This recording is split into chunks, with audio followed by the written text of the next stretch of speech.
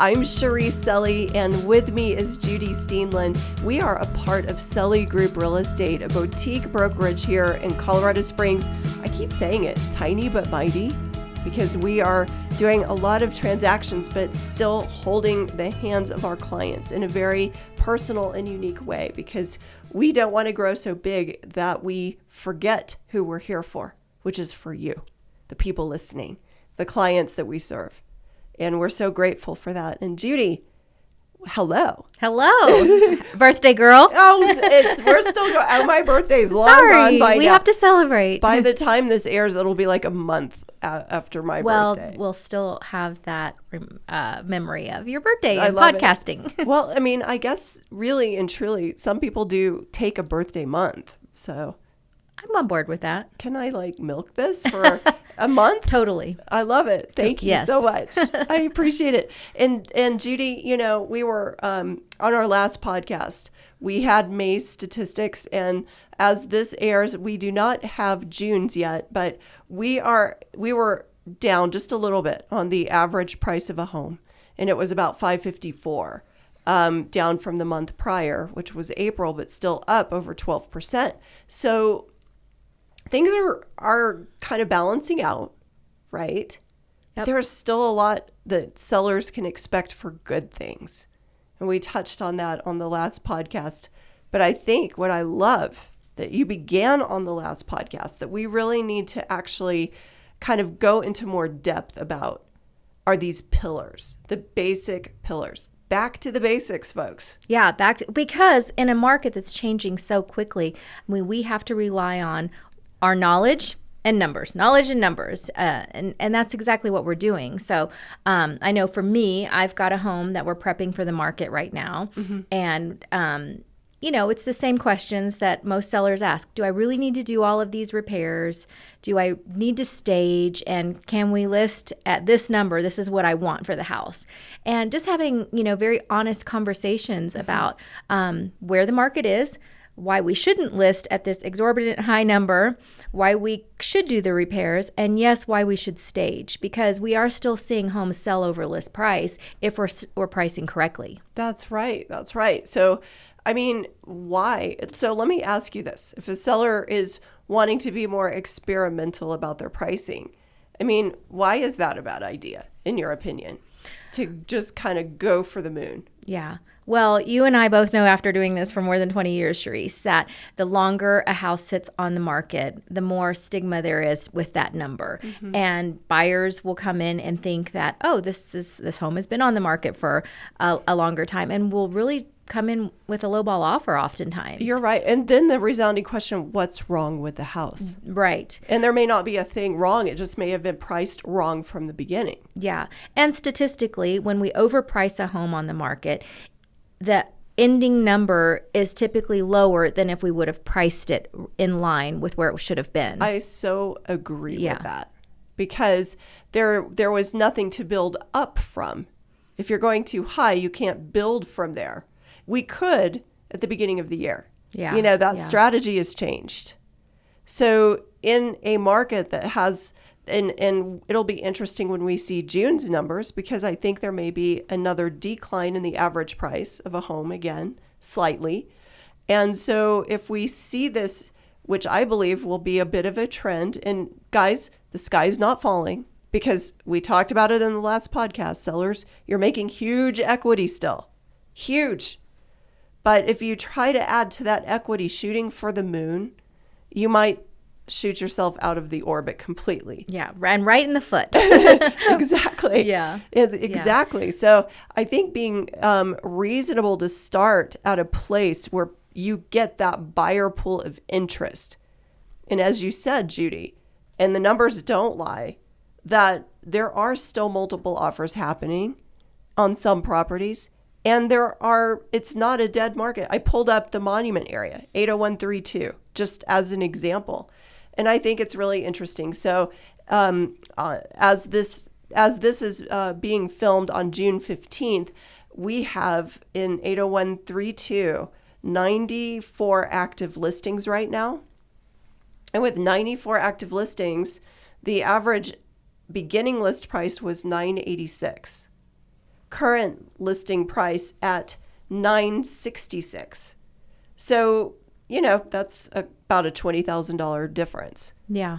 80921 last week that we talked about was about a $30,000 difference because the average price of a home is higher there. Yeah. But it's very interesting. So there is about a $20,000 decrease on average or so, and that can be well over 100,000. Some of these are 300,000. No joke. $300,000 price adjustments on some of these active listings that are in the stratospheric high end. So we've seen some of that, but we're also, as the market is finding its new gravity, it translates on all these active listings to about a $20,000 difference right now. Yeah.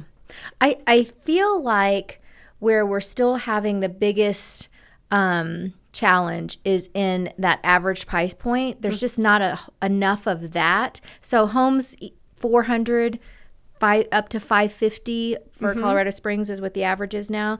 That's where we're having such an inventory crisis. Yeah. And a lot of those homes with buyers paying at the top end of their budgets don't have the money to do the repairs and renovations that are required in some of those homes that are listed. So I feel like that's where our biggest challenge is. And then we've got still big investors buying up bulks of property in that price range. Yeah, that's still a thing. Yeah.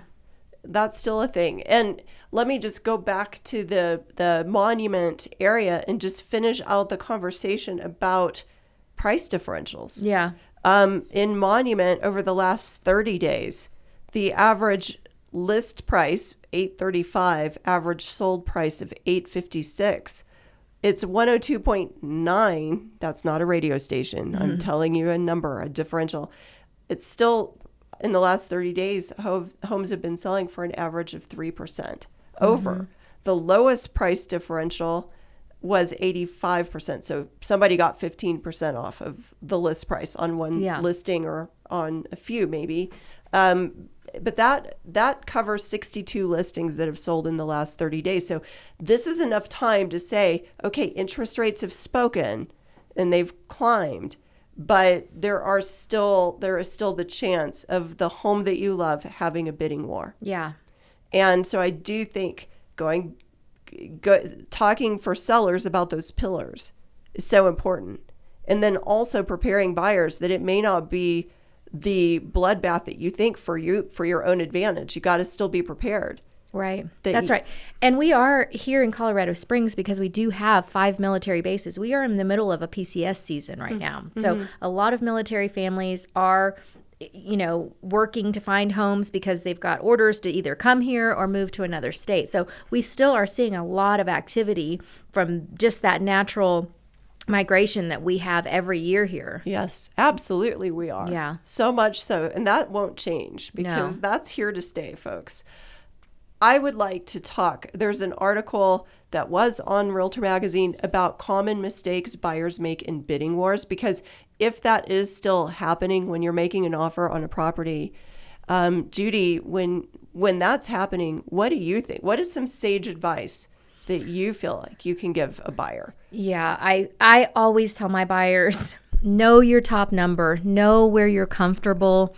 If you get into a situation where you're outside of those numbers, I feel like they're going to regret it when they can't afford to go on vacation, when they can't afford to live, and they're just bound to a mortgage payment. So I just tell them, let's stay within our budget. Let's go under our budget so we can bid up if we need to because of a lot of that price point or price range still going over list.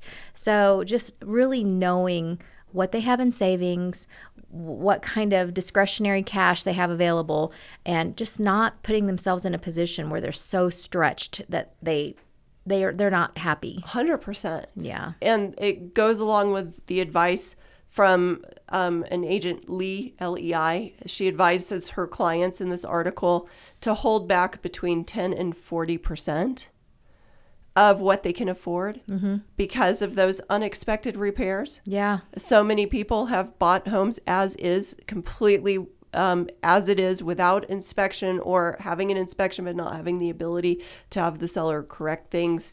And I think that's softening a bit right now. Yeah. But I don't think it's over, Because if there is a bidding war, that's the first thing that the seller is trying to get, is to have a property that where either they significantly reduce inspection objections or they take them away. Yeah. And you and I both know the reality is, even with inspectors and inspections, anything can happen. I mean, an air conditioner can be working today and 2 weeks from now can, go out. 100%. And that is not something we can foresee if it's working at the time of inspection. You can't foresee that, Judy. That's not something that we have control over. You have superpowers, but I'm surprised that you can't imagine that somebody's AC would go out after they buy a home months later. Well, honestly, it happened to my very own sister. She bought a home.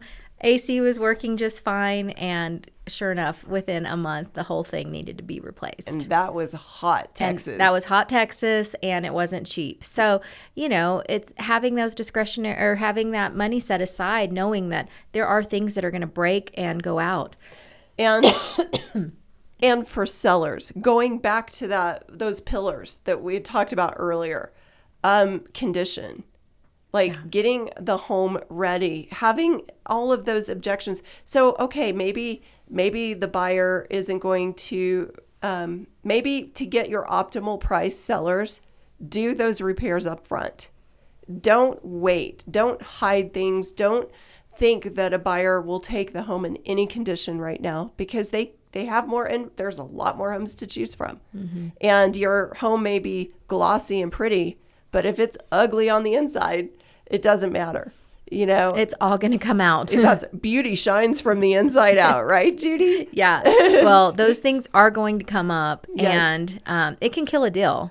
That's right. It's not fun having your house off the market and then going back on the market, because then we're required by law to disclose the things that came up if they don't fix them. So just be ahead of the curve. That's what we do. That's how we help sellers the most, is to stay ahead of that curve. Fall into the grace of these pillars, because that they're meant to give you strength, not to weaken your position as a seller. And so, yes, condition is key. That's definitely something. And that will help a buyer to have the confidence to close on the home and move forward. And one of those pillars we talk about is marketing, Cherise. And I think our group does an amazing job at marketing. I do too. We go above and beyond, and we add additional services, and we make more information available to the buyers out there so that they are prepared to come in strong. Yes. And they're ready to buy, a lot of times sight unseen. Absolutely. That is a very good point. Yeah. And we have had a lot of success. In fact, a national TV show reached out to me recently on one of our listings. So we'll see if it actually gets filmed in July for a show. And it's about the house. It's not about me. But I think it's so interesting because, yes, when you do the right marketing, you never know whose eyes are looking at it. Yeah. On a national and even international level. Yeah. But that's what we prep our homes to do. So when you work with us and you get your home to the level that it should be, we represent that level very, very well. Yeah. And we want it to be a blessing for you as a seller, for you as a buyer, and all the way around. This market, maybe we're going to be in more of a balance and everybody can be a little bit happier. Yes, but we're not going to skimp on the marketing. We're going to continue to do all that we do regardless of where the market is. It's so important. Yeah. To make your home stand out. With more inventory, you need your home to stand out even more with marketing. That's right. And for those sellers who think, oh, is that going to cost me more money? The answer is no. That's a service we provide. That's right. Yeah. I love it, Judy. Good job. Thank you. It's so fun to be back with you. And we are so happy for our 1 or 2 regular listeners. Maybe there's more out there by now. I have gotten some feedback. I believe that there's more than just Ron. So thank you guys. And we would love it if you subscribe to YouTube, keep up with our show. And if you want to be a part of our email newsletter, because we email this information out, we email our podcast out, you can go to selleygroup.com, write us from our website and ask to be a part of the subscription on that. I mean, we want to stay connected so that you can stay ahead of the curve and the trends that we're seeing in real estate. Thank you so much, and we'll see you next time.